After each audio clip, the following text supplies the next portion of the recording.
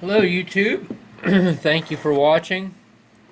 I have a little tristar frequency counter here today. Um, Buddy gave me and said take a look at it and see if it can be fixed. So gonna check this guy out here, and he's just got a digit out. And since it's the whole digit, kind of seems like this might be an easy thing, but just don't know until you really get into it. So let's see what we can figure out with this thing.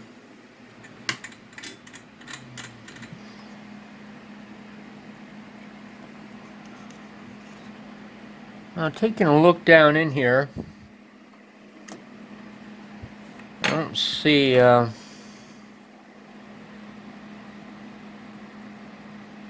anything obvious from this side, but I really honestly wouldn't expect to. So it looks like we're probably going to have to take the board out here.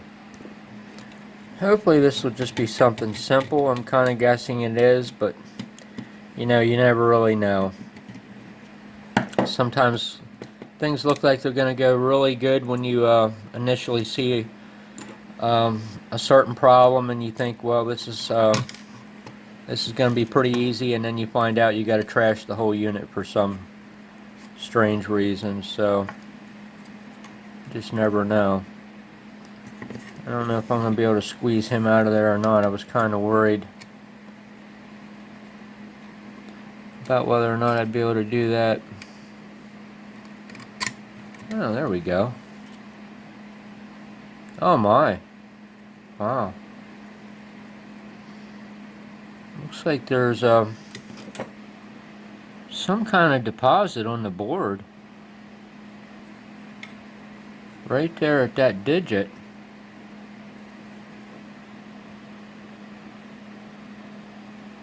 But nothing that really says it won't work. Now these here, on the other hand, this would have been my first expectation, was these 90-degree edge connections. I certainly don't see anything obvious there.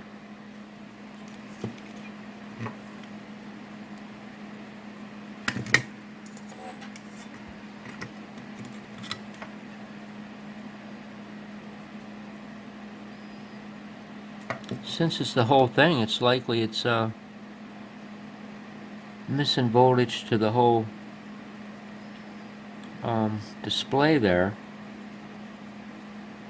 So maybe we'll just try cleaning that up. I can't imagine that's going to fix it, but you know, sometimes you just don't know. Clean it up and resolder it and just see what happens. I know if that got wet at one time, and it's just, who knows? I mean, it's kind of hard to say.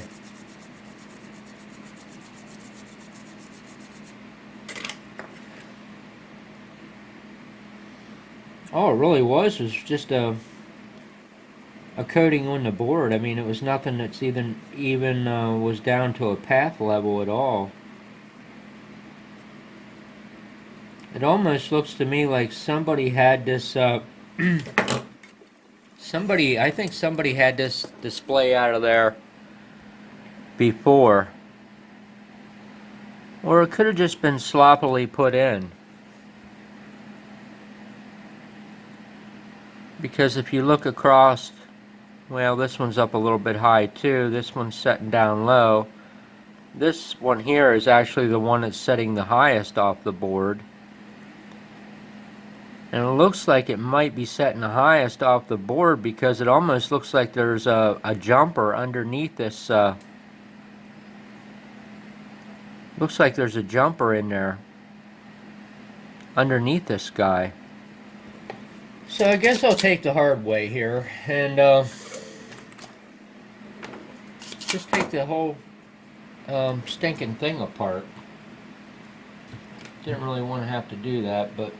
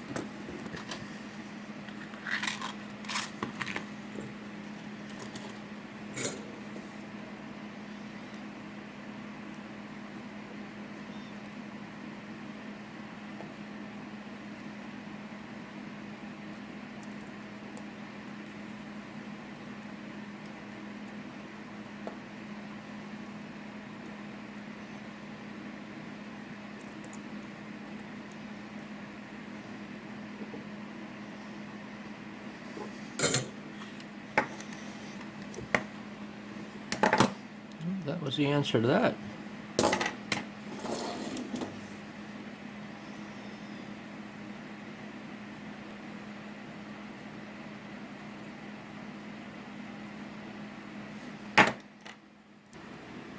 I'm just going to pull the segment out.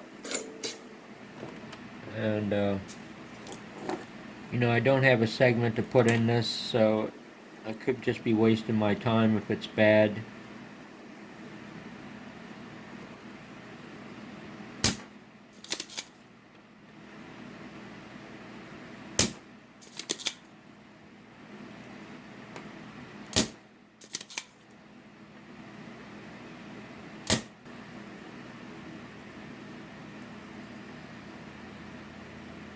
So that should be pretty free and clear there.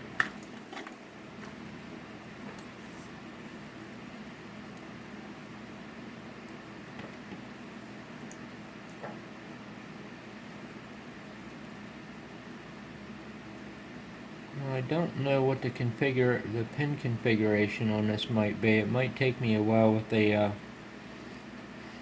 diode checker to determine if there's an issue inside it.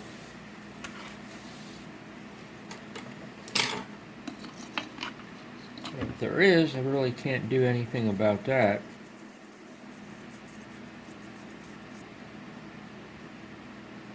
So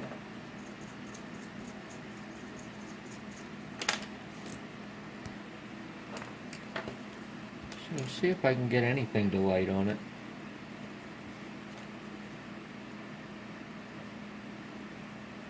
I have no idea which way these segments might go.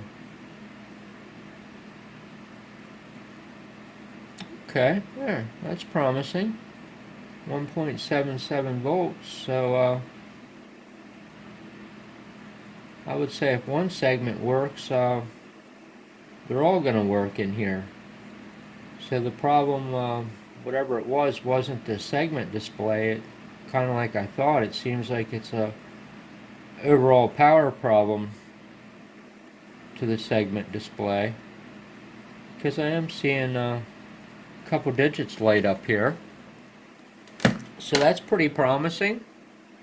So it could just have been a board connection issue, or who knows. Put it back together and see what happens.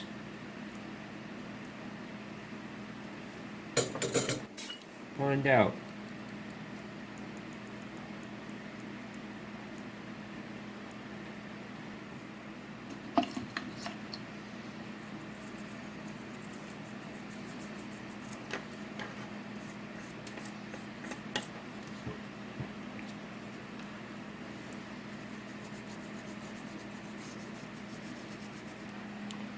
I don't even laugh. I had to put my solder there because there's really not even a way to hold this guy square to at least get one tacked, and then very, very carefully without, and the flux has completely stuck to me. Try to get it aligned. Looks like it might be square, but then again, I don't have extra hands to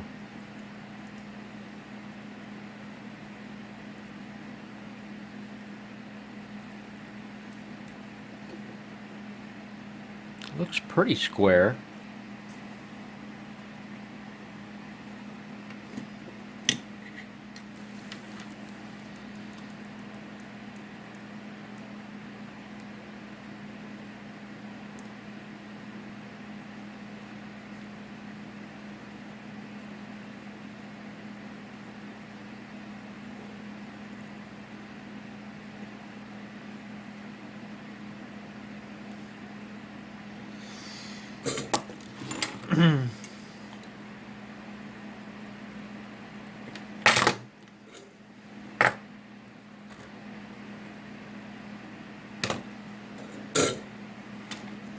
Alright, we'll see what that does.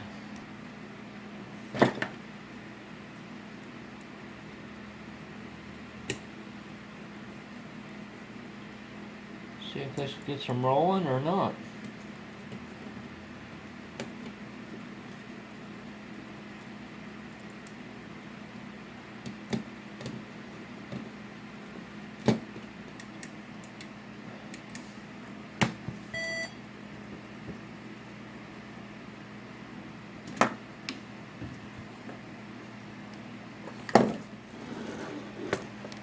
See if that did anything or not. Nope. Didn't do it.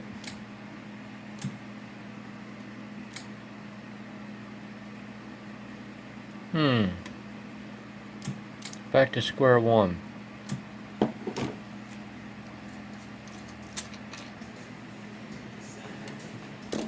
it doesn't look like this little frequency counter is going to go easy here for me. And unfortunately, I could have had this troubleshot and at least know what's wrong with it, if nothing else. But unfortunately, I cannot negotiate coax cables and power supply to this position to be able to probe these transistors with a voltmeter. To see if one of them's bad or if one of them isn't being turned on by this IC, which might be bad.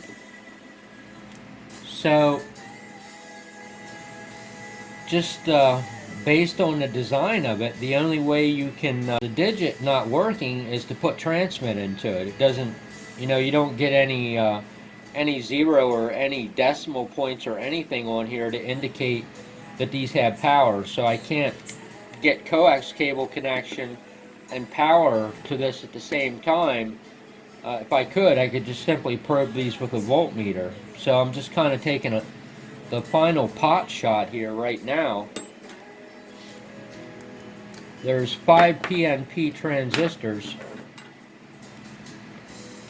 to turn these on, and law of averages, one of them is not being turned on. My first guess would have been this one, and I was wrong on that. So I got one more chance left. If this PNP transistor tests good, then this Toshiba chip is no good. Because that Toshiba is the only thing that's turning these segments on, and I don't want to have to tell this guy he's got a frequency counter that's not economical to be fixed, but I may end up having to do that.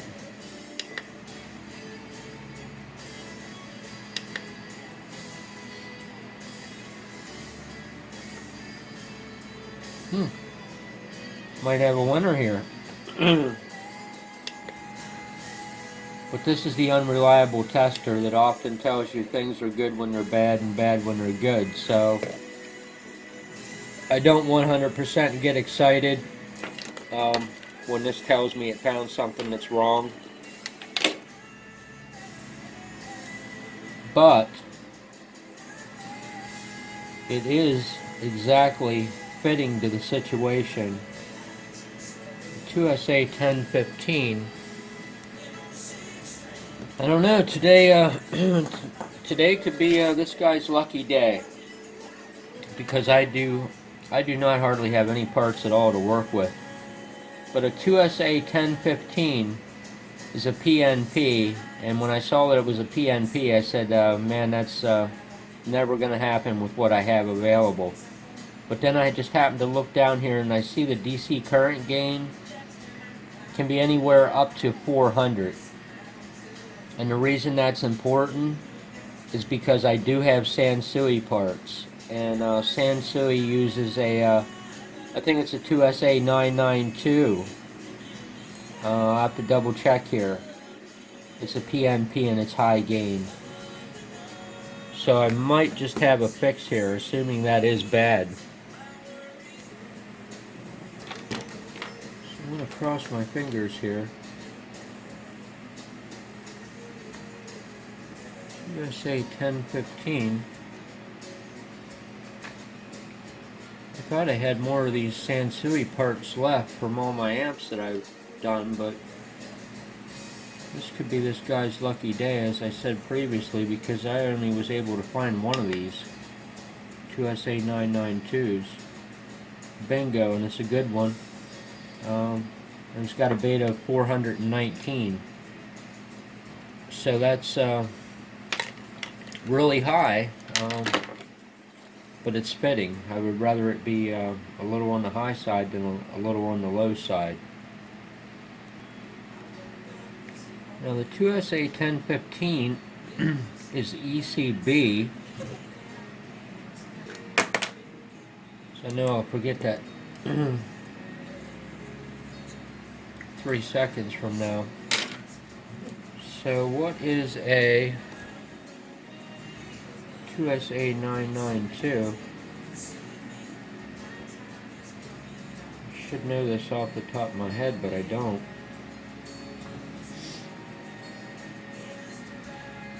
Let's see what this has to say about the situation. Okay, good to go. 2SA992 is identical pinout.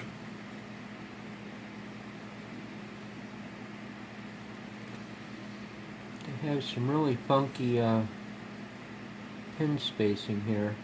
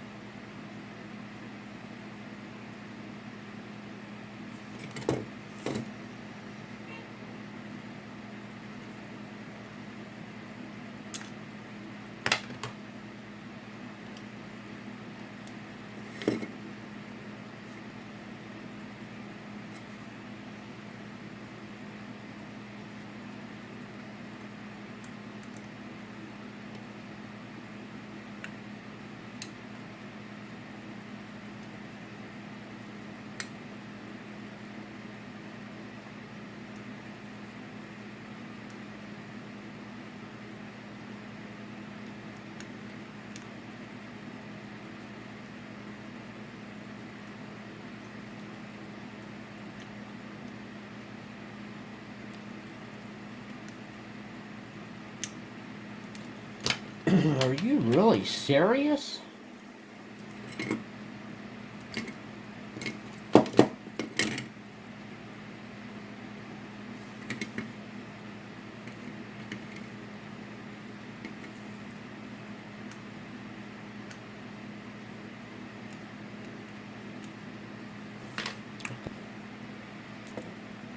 Man, I'm glad I'm glad I don't have to stick all 5 of them in, man.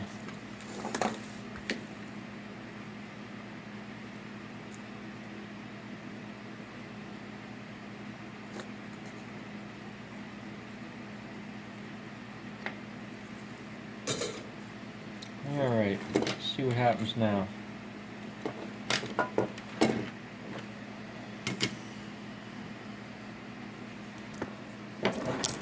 Man. What a deal. Tell me the stinking thing works. Hey, look at that.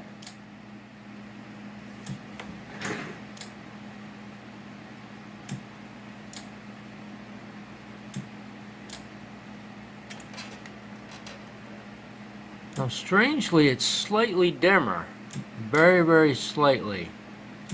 I would have never expected that one,